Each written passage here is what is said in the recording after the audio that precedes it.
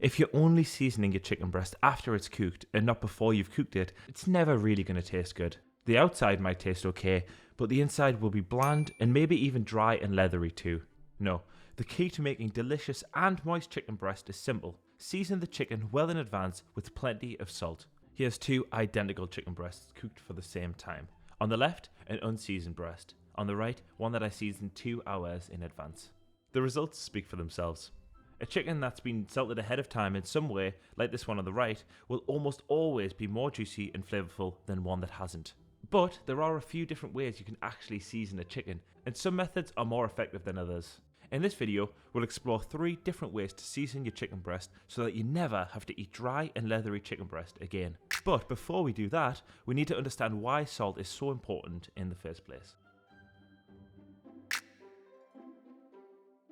In terms of taste, no matter when you season your chicken breast, a salted chicken breast will almost always taste better than one without salt.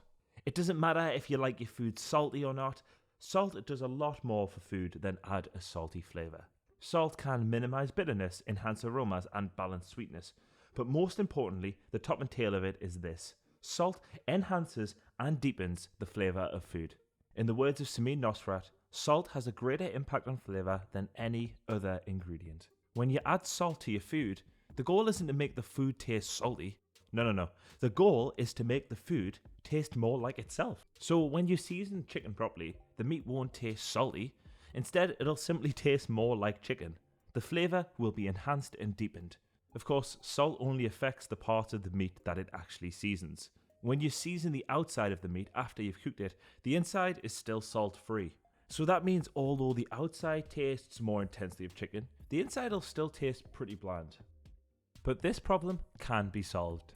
In general, when you season meat, the salt slowly penetrates the meat and evenly distributes itself throughout it. That's why you need to season the meat well in advance, to give the salt enough time to do its thing. A properly seasoned piece of meat is one where the salt has been given enough time to distribute itself evenly throughout the whole piece. But deepening the flavour isn't the only thing that salt can do. It does have another benefit for meat. As anyone who's ever ate some of my parents' home-cooked chicken is well aware, it doesn't take much to end up with dry chicken breast. You've got to be very careful when cooking chicken breast to make sure it doesn't dry out. This is the other place where salt helps. In general, meat usually loses around 30% of its liquid when it's cooked. Salt helps meat hang on to some of that liquid. When you cook a properly seasoned chicken breast, for example, it'll lose a lot less liquid than a non-seasoned breast. That means you've got a much more juicy and much more flavourful breast. And in practice, this means that you've got a much larger margin for error for overcooking. Remember that comparison from earlier? These breasts have been cooked for the exact same time at the exact same temperature. The only reason that one on the right is more juicy is salt. But please bear in mind, salt isn't a miracle ingredient. It might mean you can get away with an extra 5 or 10 minutes when you're cooking the breast, but if you cook it for too long, the breast is still going to dry out eventually. And by the way, everything I've talked about here doesn't just apply to chicken breast. It applies to all meat, all fish, and even vegetables. Okay, so to wrap up, salting your chicken breast in advance amplifies its flavour and keeps the breast moist. But how do you actually salt a chicken breast in practice? Well, in my opinion, there are 3 decent options, and the first is brining. A brine is actually a pretty basic concept. It literally just means salted water. Add some salt to a bowl of water and there, you have a brine. Sometimes people also throw in herbs, spices, aromatics, whatever, but these are completely optional. In terms of how much salt to add to your brine, it isn't really an exact science. You'll often hear people refer to a brine as a percentage, a 7% brine for example. This refers to what percentage of the water's weight is salt. For a 7% brine, that would mean a brine that is 7% salt by weight. So if you have 1 kilogram of water, a 7% brine would mean 70 grams of salt.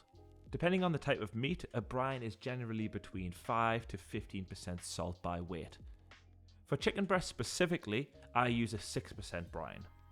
To do that, add some chicken breast to a container. Set the container on a scale and then turn the scale on. At this point, it should be at 0 grams. Fill the container with water until the chicken breast is fully submerged and then add that back to the scale. Whatever weight's on your scale now, that's your reference point. Mine's about 300 grams here. That means I need to add 18 grams of salt to make a 6% brine. So I'll remove the chicken breast, add the salt to the water and stir it so that the salt is evenly distributed. Then I'll add the chicken breast back and leave the brine to work.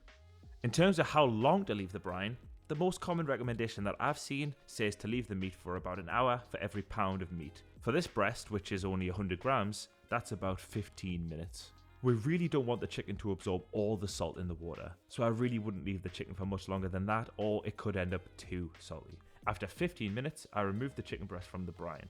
I then roasted it for 15 minutes at 190 degrees Celsius until it was 63 degrees Celsius inside on an instant read thermometer. I then let the meat rest for about 5 minutes. As you can see, that's a very, very juicy breast. And it has a very juicy texture too, but it doesn't actually taste all that fantastic. The fact is, as the chicken breast absorbs the salt from the brine, it also absorbs loads of the water itself. And that's just regular, boring water. The brined breast is juicy simply because it's filled up with this extra water. But this extra water has no flavour. So how can we season the breast without adding loads of extra plain water? Thankfully, there's another technique that we can use to achieve all the same things as the brine, but which doesn't lead to a chicken breast bloated with tap water.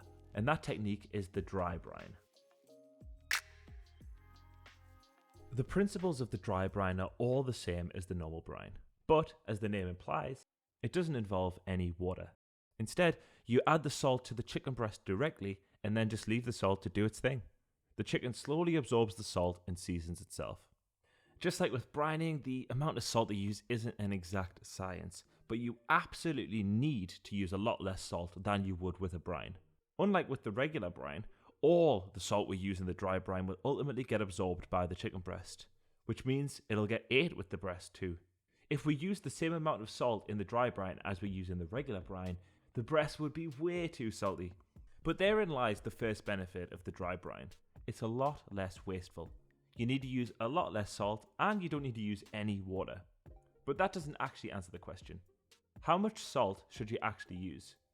To be honest, I just eyeball it and make sure the entire breast is covered with salt. For this 100-gram breast, I ended up using about 5 grams of salt. I'm just easing the salt over it and making sure it's covered on both sides. Then I'm just leaving it to sit there and let the salt do its thing. In this time, I don't need to set any timers or anything. Another benefit of the dry brine is that, unlike a regular brine, you can't actually over brine the breast. You can leave the chicken to sit there for as long as you like. At the end of the day, the salt content's going to be the same regardless of whether you cook it in 30 minutes or in 2 days. But for the dry brine, I'd recommend at least an hour for every pound of meat. I've left this breast for an hour. First, I'm discarding the excess water that it's released, and then I'm cooking it just as I cooked the previous breast. 190 degrees Celsius until it's 63 degrees inside. That's another 15 minutes or so. And as you can see, it's more juicy than the unsalted breast, but it isn't quite as juicy as the brined breast. But what it lacks for in moisture, it more than makes up for in flavour. It has a much more concentrated and notable flavour than the brined version. After all, that extra moisture that the brined version had was just plain tap water. This is pure chicken flavour. But if you do feel like you want that extra moisture, you might wonder, what about marinating the chicken? Marinating the chicken does sound like a good idea on paper. You'd get the seasoning from the salt and the nice flavours of the marinade. But in practice, it isn't quite as simple as that.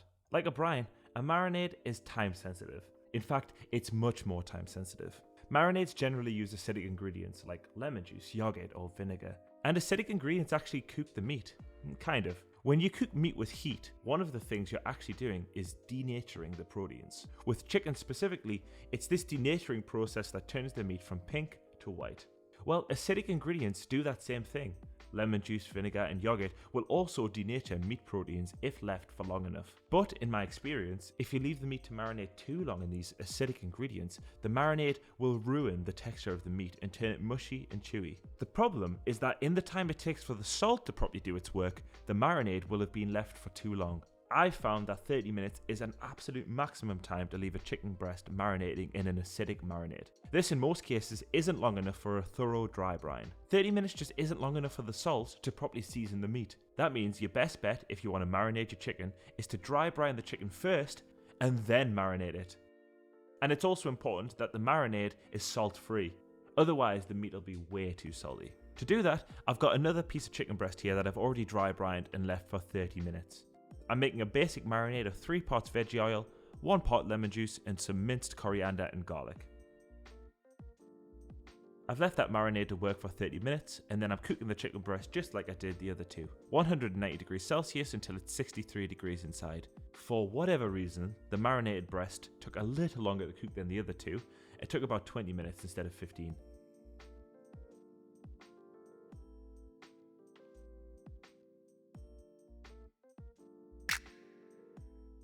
Okay, so there's 3 options for cooking your chicken breast. But for me, it's a no-brainer. The dry brine wins out over the regular brine every time. It's easier, it's less wasteful, there's less chance of mistakes, and it leads to more tasty, albeit somewhat less juicy, chicken. I'll probably still marinate my chicken in the future too, but if I do that, then I'll absolutely dry brine it first, and then add a saltless marinade afterwards. In any case, the main takeaway is this. You should be seasoning your meat regardless. A salted chicken breast is always going to have more flavour than a non-salted one, no matter how it's salted. But if you want the absolute best flavour, you should season the chicken breast in advance so that the salt has time to work its way through the meat. It doesn't matter if it's brined, dry brined or marinated. Any of these approaches will lead to chicken breast that almost always tastes better than unseasoned chicken.